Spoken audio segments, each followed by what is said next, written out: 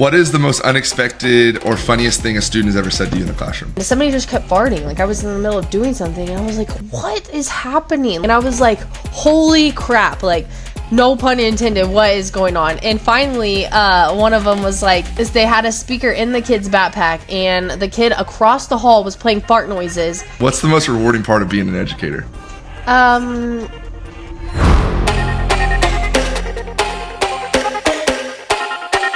Welcome to Green Country Conversations, the podcast where we hear about the stories and learn about the people that make Northeast Oklahoma truly great. I'm your host, Maverick, owner of Bison Ridge Insurance, and today we're going to sit down with an extremely special guest, someone who has dedicated her career to building the next generation inside and outside of the classroom. But first, let's take a minute and thank our sponsors. This is where the sponsored portion of the podcast is supposed to be, but we don't have a sponsor yet. Please help us avoid this awkwardness next time. Please sponsor this podcast. If you're interested, reach out to me, Maverick at bisonridgeinsurance.com. Joining us is Maverick Pitchford, an 8th grade English teacher right here in beautiful Coweta, Oklahoma. But beyond her role in education, she's also a wife, a mother of 3, and deeply involved in the church. Lauren's passion for building relationships with her students has not only impacted the classroom, but has also helped her grow her youth group at church. She's also a massive Disney fan, so much so that some would even consider it a little crazy. Today we'll talk about her journey in education, the role faith plays in her career, and what it's really like being a teacher, balancing family and community involvement. Lauren, welcome to the show. Thanks. So for those of you who don't know, this is my beautiful wife. It would be really awkward if I ever said another podcast guest is beautiful, so this is be the only time you hear that. We're both kind of curious to see how this is going to go because obviously being wife and husband, we've never done an interview before, so this should be interesting, but we'll get started with some rapid questions. A lot of these I already know the answer to, so it should be interesting if I don't get these right in my head. Are you a morning person or a night owl? Night owl, for sure. I guess that's right. Yeah, you're right. Yeah, it'll wake me up. What is your go-to coffee order? I probably know this better than you do. Yeah, he's right. He picks it up every morning. White mocha latte, hot for sure. What is your favorite Disney movie of all time? Okay, I had 3. So Elemental, Inside Out 2, and Peter Pan. I couldn't pick one. It was too hard. You almost didn't have any that came out when we were young. You only had new ones besides Peter Pan. I know, Peter Pan. It's a classic. Everybody has to watch it. Sucks. If you could teach any other subject, what would it be? Math, for sure. Not history? Not history. I suck at it. What's one thing you wish more people understood about being a teacher? That we do not see everything in the classroom. We have like 30 kids, so a lot happens in there, and I don't see everything. I'm not Jesus in there, even though I'd like to be. That's good. I would add, just as the husband to a teacher, that I think a lot of people have a misconception that it ends at 3 o'clock or whenever the school day ends, and that's just not the case. For good teachers like yourself or your mom or so many others in our community, I think that there are a lot of things that you do or other teachers do that people don't see, and I think that's a bad misconception people have. What's it going to, especially in the summertime, people? Yeah, for sure. What's your favorite part about working with middle schoolers? Sarcasm. I love their sarcasm. I feed off of it. Yeah, probably not a good thing, but very true. Yeah. If you had to describe your teaching style in 3 words, what would it be? Engaging, hands-on, and collaborative. That's good. Yeah. Okay, let's switch to some industry talk. And I say industry, I know that you think this is weird because you don't think of your career as an industry, but ultimately it is. Your career that you've chose is something that I think means a lot to you. It defines you as a person outside of being, a follower of Christ and a mother and not a father. I'm the father. A mother and a wife. So I'm curious to hear this stuff. Have you always wanted to be a teacher? I have not always wanted to be a teacher. I started out originally wanting to be a hairstylist, wedding planner, physical therapist, and then decided teacher. Last minute into college, our freshman orientation, I walked out. I was just about to tell that story. So Lauren and I were at freshman orientation. Actually, I think it was before freshman orientation. It was our senior year. We were there for a senior day trip. You're right. And there was a career day thing, and we were sitting there, and it just happened so that the lady that was up there wanted to be a physical therapist at one point in time too, the lady that was speaking to us, and she mentioned that there was blood, and Lauren looked at me and she said, yeah, I'm not going to be a physical therapist. So she didn't even make it into college, but I changed it literally that day. Literally that day. What inspired you to become a teacher?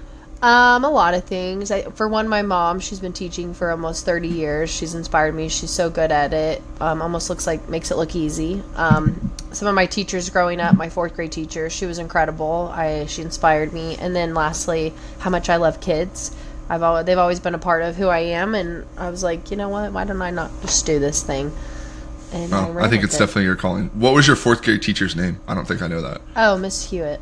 Miss Hewitt. I don't even think she's teaching now. I think she's retired now. Oh, really? Yeah.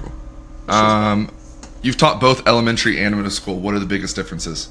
Oh God, I mean, all in all, like, they are still little-minded middle schoolers, but responsibility probably, them being able to wipe their own butt or go to the bathroom on their own, bring their stuff somewhat like they're supposed to, have conversations that are past, like, education, like, outside of school. I would say those are the 2 biggest ones.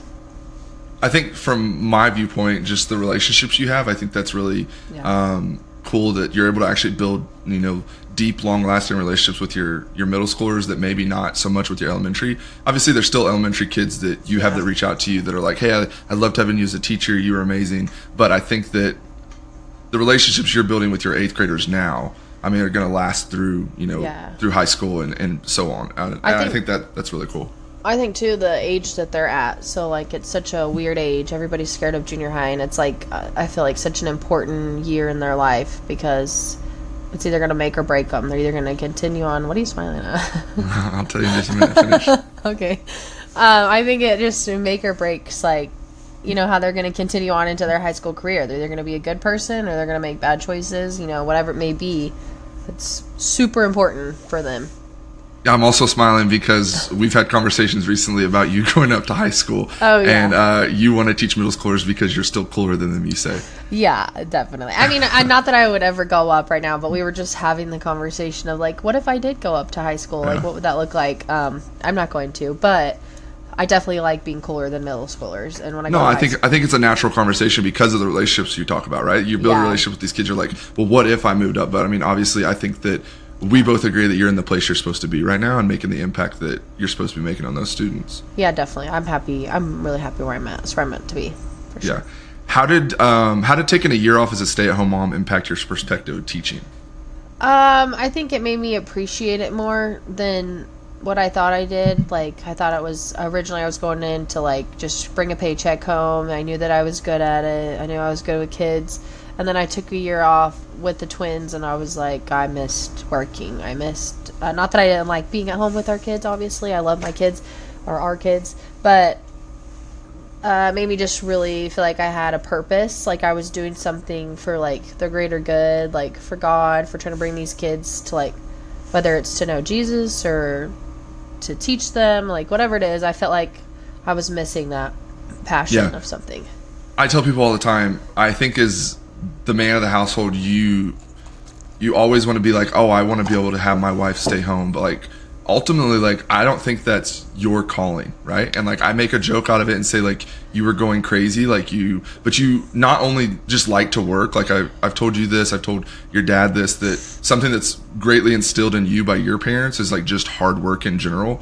And I vividly remember talking, I don't know if I've ever told you this before, I vividly remember talking to Pops before we got married, my grandpa, and we were fishing, and there was something that came up about us, getting married and how life was going to look. I just remember Pops and I both knowing that, like, you were a hard worker, and I think that goes back to, like, you're not saying you don't want to be a mom, you don't want to be, staying with your kids, but God has placed a calling on your life to impact more than just the kids in our household, right? To impact the kids in our community, and I think that year really gave that perspective to you.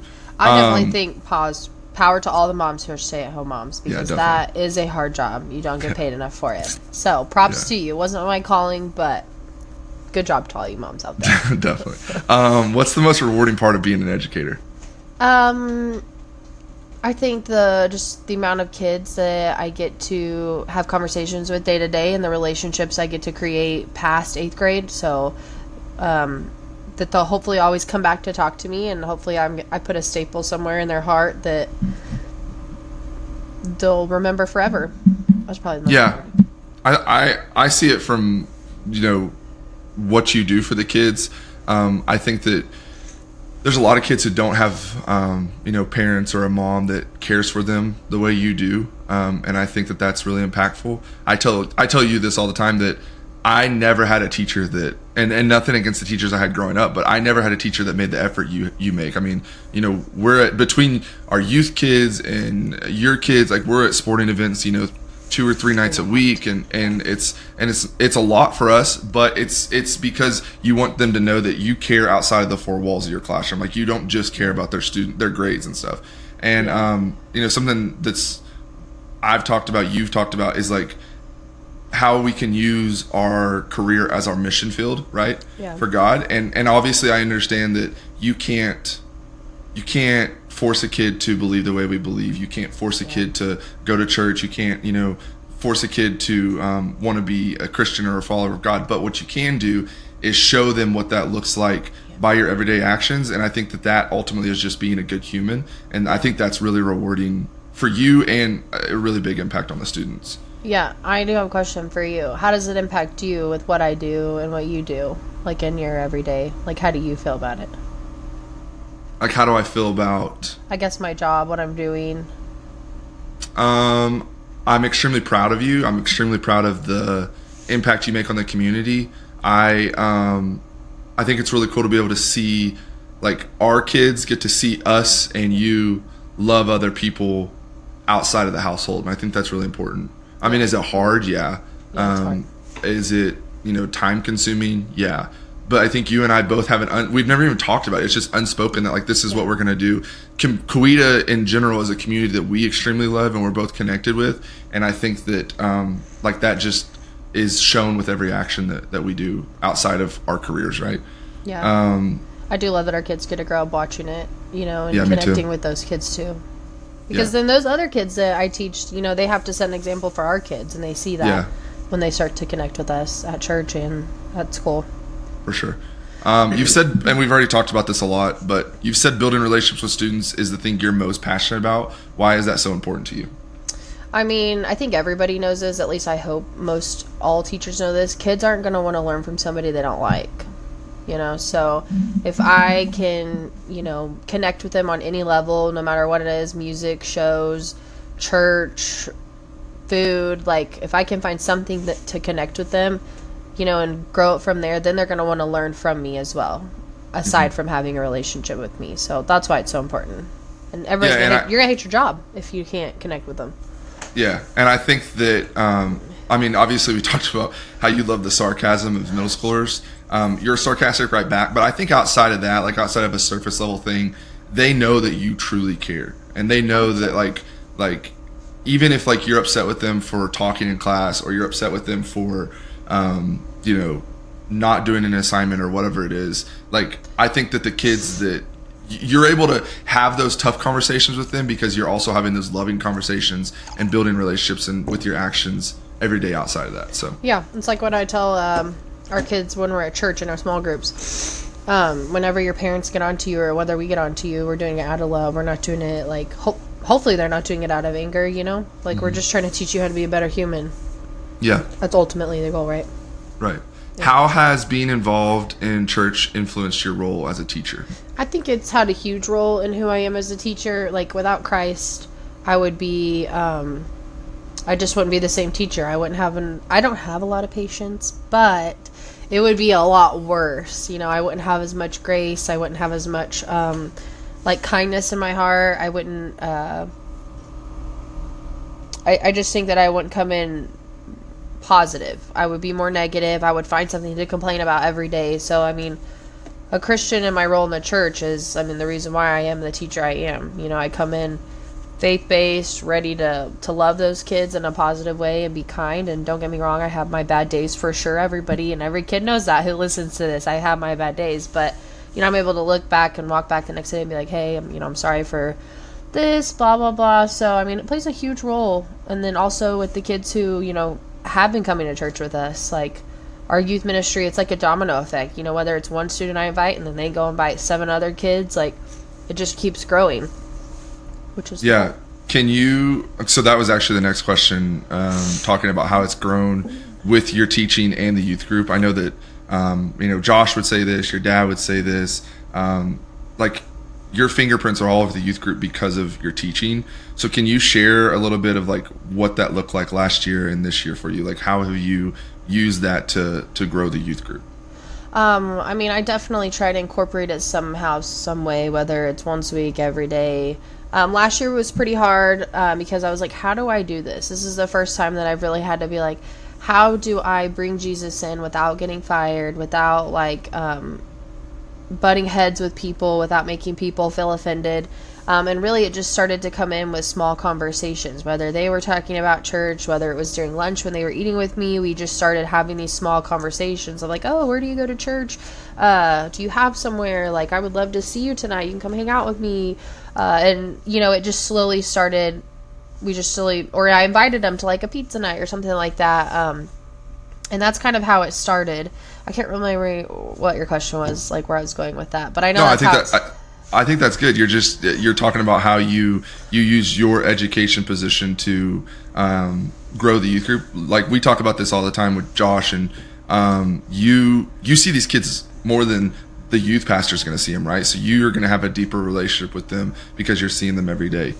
Your fingerprints are all over the youth group, and I know that you do a really good job of walking the line of like not being too pushy about it, not being too forceful. And I think that goes a long way, because that you're not going to treat that kid differently just because they don't believe what we believe or want to go to church. You're still going to love them, and you have to just realize like, hey, it's not their time, but I'm still going to it's still an open invitation to them. Yeah, I think that's the goal too, is a lot of kids, I mean, if we show them that we're going to be hateful because they don't come to church or because they don't believe the same way, ultimately we're not doing what God asks of us, right? Like, I need to just go in loving everybody aside from whatever they believe, because, you know, I have so many kids who don't believe in Jesus or who are the opposite, and I just have to go, okay, you know, I hurt in my head, I'm like, I hurt for you, but someday God will open that door, you know, whether it's with me or with somebody else. And we've all, me, you, Josh, Shar, we've all had these conversations about there's kids that maybe we didn't think were going to, you know, be bought in the youth group that were your students last year. Yeah. And I think that goes to show that we're talking about, right? Like, it's an open invitation, but I'm not going to treat you differently. I'm not going to be rude to you. I'm not going to, not that you would ever do this, but I'm not going to grade their papers harder. You know, those type of things where it's like, sure, you just love them still, but you just want them to know that the invitation is there. Yeah, definitely. If you could change one thing about the education system, what would it be? I mean, there's a couple, but if I'm going to stick to like one main thing, I wish that we were like given a bigger like fund for our classroom. Like, they would come in and give us more like flexible seating options and more things to like make it feel more comfortable and like a safe space. Because I mean, like, when you walk in to the classroom, it's literally desk and chairs and a blank wall. Like, you're going in and this is your personality you're putting on the room. And I just wish that we were given more some more money to do some more fun stuff. Yeah, because you're not saying like just pay me more. You're like saying, I wish there was more funds to be able to build my class, because like, I mean, there's boring classes where it's literally just a paper on the wall, right? And then there's people like you who really try to make their class fun and engaging for their students. Yeah, and it's obviously like everybody's like, why did you become a teacher if you knew you weren't going to make very much? Like, blah blah blah. But like, I knew I wasn't going to make. I've said that a couple times. Yeah, like, I already went into this job knowing I wasn't going to make much money. That's not why I did it. And I feel like if anybody does that with any job, you're going to be miserable. Like, you need to go in with a job knowing that you're going to love it, and then everything will just work out how it's supposed to work out. You know, maybe you'll marry an insurance agent who's going to be a millionaire someday. I don't know. Yeah, maybe so. God willing. What is your proudest moment in the classroom? So we talked about this. Hang on. Every single answer on here I pretty much knew except for this one, so I'm excited to hear it.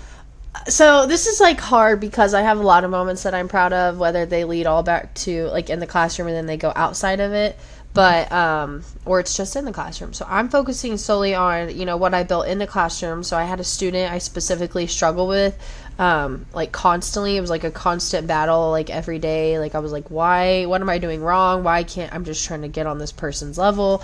And it was a struggle all year, you know, and then finally like conversations started coming up like about church, and that student ended up coming to church with us, and then they ended up, now they're heavily invested. They went to church camp with us.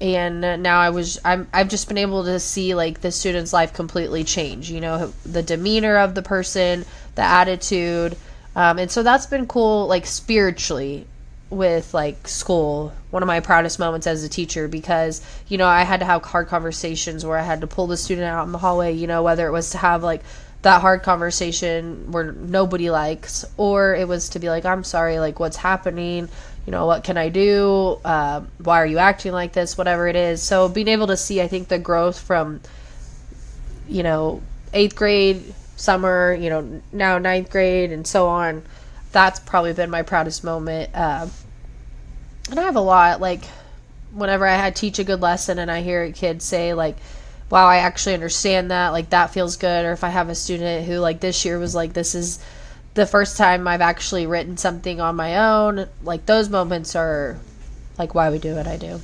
That's really cool. And from your husband's standpoint that hears you talk about your day, it's cool to hear you talk about things like, I'm going to get what's that thing that you taught that's really hard? Gerunds? Verbals are hard. So last year, Lauren came home talking about how hard it was, and there's students that weren't picking it up. Students who usually get things were really struggling with it. And then to hear you say this year, like my class really started to get it, and so it's cool for me to watch you grow as a teacher and just feel good about it. Not that you just are a better teacher, but like you're getting more confident because like repetitions make you a better teacher, right? So that's I was definitely having a conversation with one of my coworkers. We were talking about that, like the first year you go into junior high, like I cried the first day of work, and I was like, I don't know what I did to myself. Why did I do this? These kids are gonna destroy me. There's like mean, like all the things, and then now I'm here, and I'm like, I'm so glad that I was able to like just push myself and say, this is where God wanted me to be. I mean, just getting the job in the first place was crazy how it all fell into place. And if we have time, we can talk about how God laid the foundation for that, because I never thought I would be teaching 8th grade. Yeah, let's take a sidebar and talk about that. Tell the viewers, because obviously I was a part of it.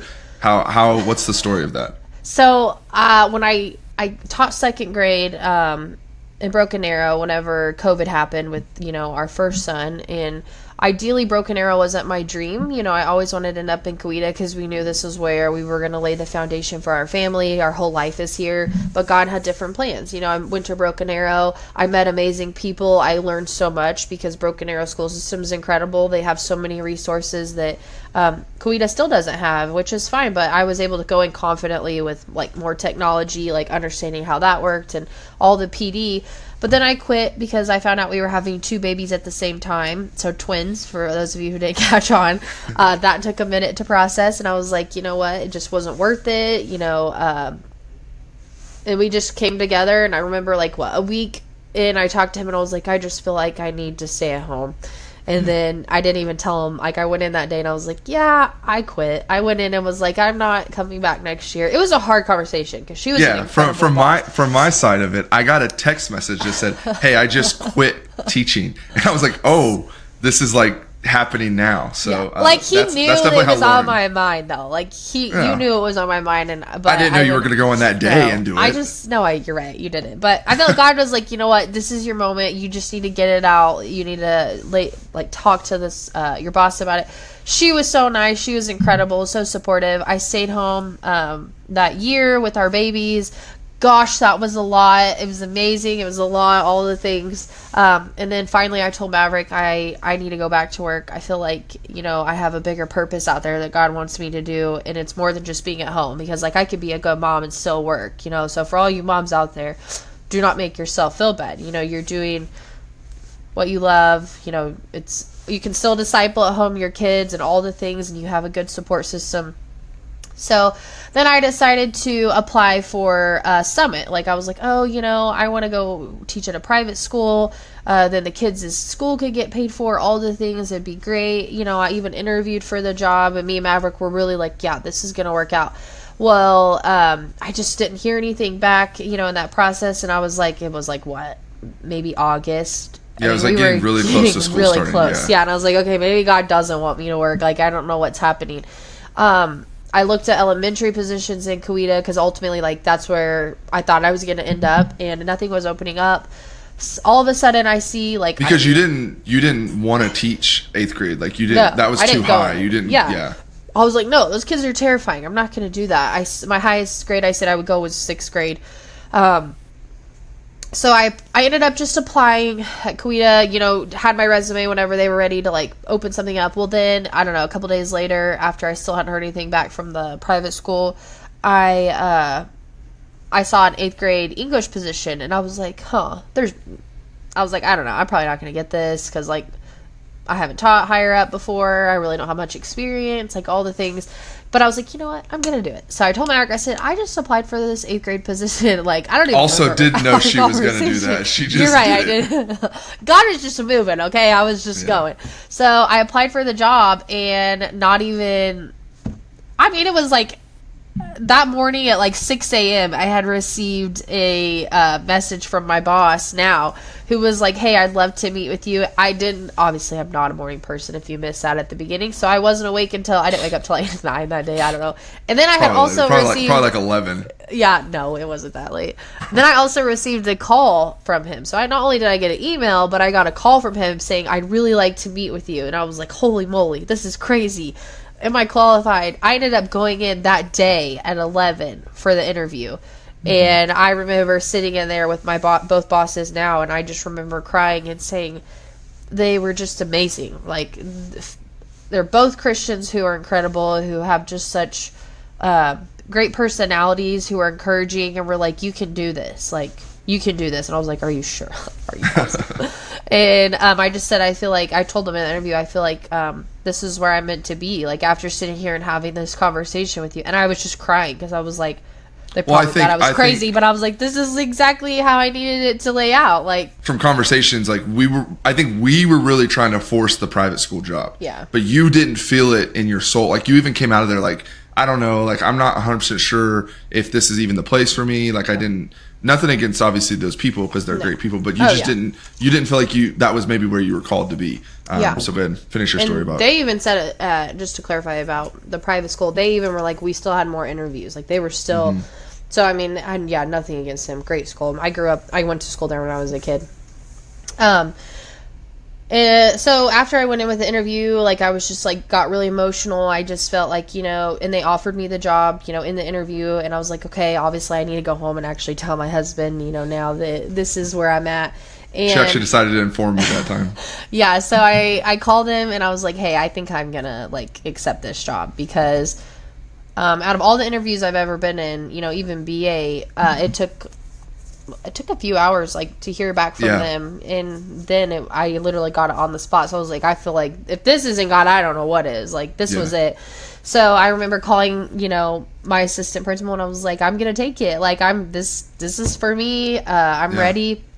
She was so nice, and I got my keys to the classroom, you know, a couple days later, and I was ready to go. I was moving. Yeah, I think you had like 2 weeks before school started. Oh yeah, it was insane. Like, I was honestly insane, people. Like, I would not encourage that, but if that's how you're feeling, like, but on top of that, I had gotten rid of all of my school stuff from elementary. This is cool. Yeah. Like, I had gotten rid of everything. I gave it to people. I gave it to my mom and all the things, and I had to start a whole new list. And I put out an Amazon wish list, you know, to start a whole new classroom, and everything on my list was bought that year. That's cool. It was insane. Like, rugs, like, it was insane. Like, I was emotional because I was like, this is the first time, like, as an adult, I've been able to see God move in my life and say, okay, this is where you're supposed to be. And I knew it was only gonna get better and all the things. So pretty cool. I agree. I think that we talk about this with our youth boys a lot,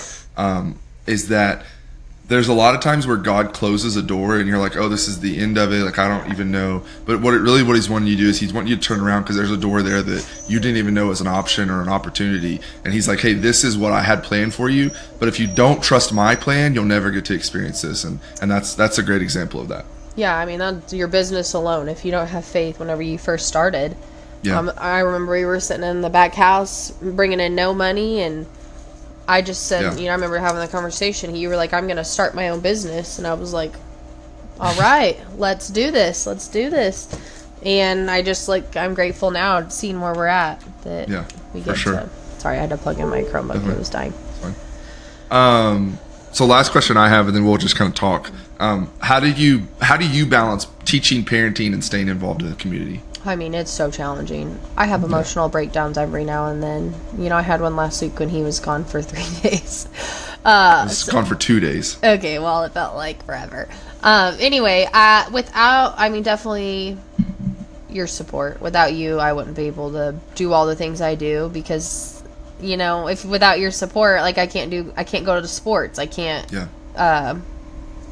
I can't show up every Wednesday early at 5:30 while you're at home, you know. So without you, I couldn't be who I was and be the best teacher I possibly can. So without your support, for sure. And then I think also the people who, you know, come to love on our kids and, you know, our family and our friends who help.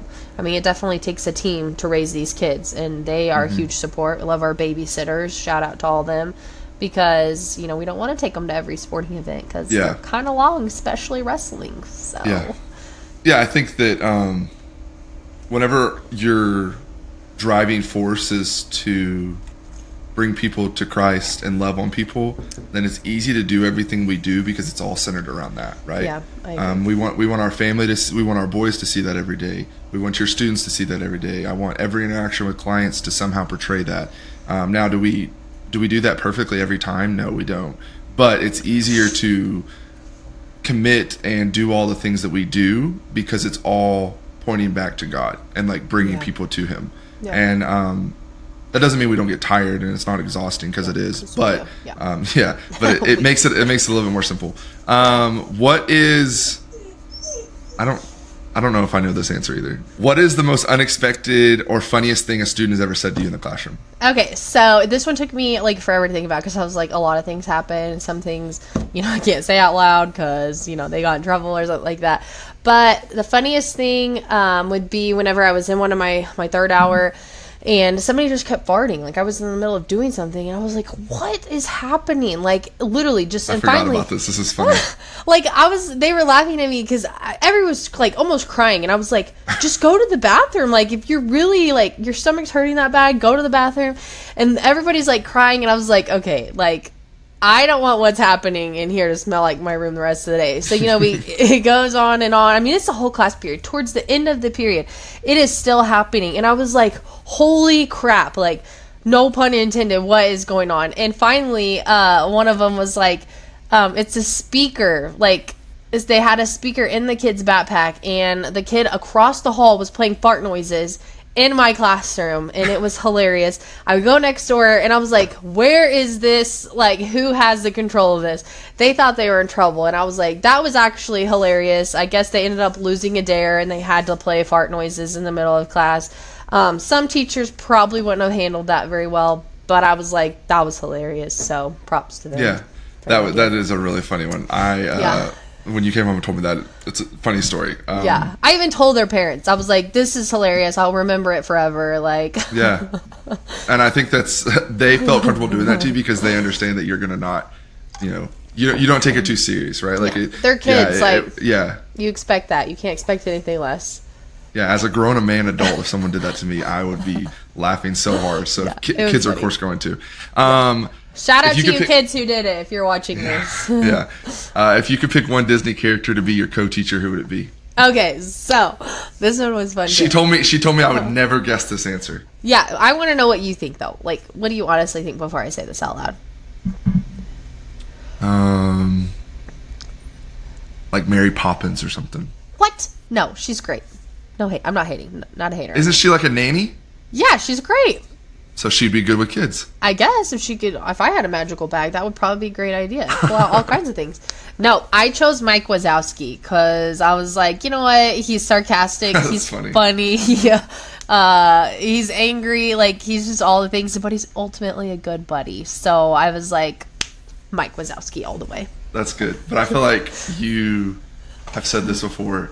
I feel like some students would eat him alive. Oh, for sure. Like he seems like he's too nice. I don't know, though. His sarcasm in all his movies. And then, think about it, you got Sully in the background, so we'd have Sully to carry him. Yeah. If you had a free day with no responsibilities, what would you like to do in Green Country? I would read all day long in my house in Green Country. Yeah, this is a hard question for her because Lauren is not a goer and doer. She is most content on the couch with a book. Watching which a favorite is Netflix rare. show or whatever. Okay, Yeah, I it just is. got into the new world of audiobooks. Maverick introduced me to that. I listened to 3 audiobooks in 2 days. And I was like, this is great. I was following along. She was like, I'm going to keep getting these. And I was like, no, you can't. They're not cheap. You can't Yeah. go through 3 a day.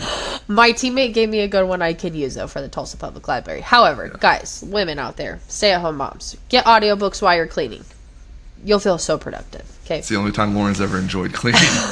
for real though. For real. I'm also curious about this because I gave a suggestion to her on this and she said no. What is your favorite local spot in Green Country? Coweta Assembly for sure. Oh, that's good. I wouldn't even have thought of that. Yeah. That's so good. If you don't have a home church, people, come join us because that's my favorite spot. And then I had another one, Bison other Ridge Insurance. Oh, that's good too. Yeah. That's If good, you too. haven't called my husband, call him now. And I don't thought be you were mean, gonna- okay? Because I he thought has you a were lot gonna he say does. Sushi House. Oh, I love Sushi House. It's yummy too. It's pretty good Yeah, it's stuff. delicious. Yeah. That's good. Any- All right, let's wrap up here. What is one piece of advice you would give new teachers just starting out? One piece of advice I would give is just to show up. Show up for yourself, show up for these kids, and make sure you show up with a good attitude. Because if you don't do that, they're not going to learn from you. You're going to hate your job. And they also don't have people probably at home that show up for them, at least not all of them. So when you show up and you act like you care and you really do care, then it's going to change everything. It's going to change how you do your job. It's going to change how you feel about your job, how you feel about the kids. So show That's up. amazing. That's good advice. And I think everyone could take that no matter what. Like being consistent with people, right? Not being wishy-washy, not being fake. I think just being genuine, loving on people, and showing people that you truly care outside of yourself goes a long way. Outside of just teaching, right? Just being human and having interactions every day. I mean, that even goes with their sports. I encourage you to just show up to one event because it means something aside from your plans. Because guys, we're all busy. You can make that excuse every single day. So just show up. Yeah. How can listeners support educators and teachers in their communities? I mean, there's a lot of different ways. I think the number one thing I considered was be there for your kids. So you being there for your kids, you actually caring about their education, because a lot of people are Maverick, he wasn't big on school when he was younger, but you actually caring about their work and their schoolwork and sitting down with them, asking about their day, that helps us as teachers. Because if parents don't care, they're not going to care to do their work. They're oh, my parents don't care that I have this whatever to do, so why do I have to do it? And I'm you know what, because it matters. It matters to me. It matters for your education as you get older, to learn all the things you learn. So just care for your kids and their actual work that they're doing every single day, whether it's sports, whether it's band, whether it's another extracurricular activity, gaming club, chess, whatever it is, their schoolwork. Just care, because then that makes our job so much easier and we don't have to deal with all the defiancy when you care. That's good. And then I'll add to that, as the husband who has to buy stuff for your classroom, when they put out those lists, make sure you buy stuff for them. One thing goes a long way. And it's not only just, helps the teacher out, but it's also impacting the students. And I think that's a way that a lot of community members who maybe don't have kids or, older people who are oh, my kids are at school, that's a way you can still help the schools and grow the community and just make it all overall a better place. Yeah, I think that was another thing I wrote too. Definitely give to the classroom. And guys, it could literally be I have no Kleenexes for the remainder of the year. I have to go borrow them from other teammates, and other teachers, because I have no Kleenexes, and that's a necessity. Clorox wipes, pencils. I have no more pencils. I have to go ask for them, or I have to buy them out of my own pocket. I just bought a bunch of fidgets for the kids, because unfortunately they do get stolen, but the kids fidget and they need something to play with as they continue their work. Just make the class a safe and comfortable space where they enjoy walking into it every day, because you can help do that. Yeah, and if you want to directly impact Lauren's classroom, come buy insurance from Bison Ridge, and then I will buy stuff for her classroom. Yes, or go to my Instagram, and I have my Amazon link in there, so go click that. That too. All right, guys, this is a wrap-up of this episode. This was an amazing conversation. Of course, I'm going to be somewhat biased to this one, but I think that there's a lot of impact that this conversation can have, because I think a lot of people maybe don't have the greatest understanding of what teachers do, especially really good teachers who care outside the classroom. So, Lauren, I know I tell you this all the time, but I just want to tell you I'm so proud of you as the teacher and as the mother and as the wife as you are, because without you, our family wouldn't be what it is and we wouldn't be able to do what we do. So I love you so much. I'm about to start crying. Guys, who knows? Cry. This was really fun. Maybe there's some more episodes coming from Lauren and I. We've kicked around the idea. So, but regardless, we should do one together, guys. Encourage it, like a Lauren Maverick podcast. Yeah. Regardless, I appreciate you guys following along on the podcast. If you haven't already, please subscribe, follow, like the channel. We do episodes every single week, and we're going to start having a lot more community members, community impactors, people like Lauren that are making just impacts in our community. So if I don't see you before then, I hope you guys have a great rest of the week, and we'll catch you on the next one.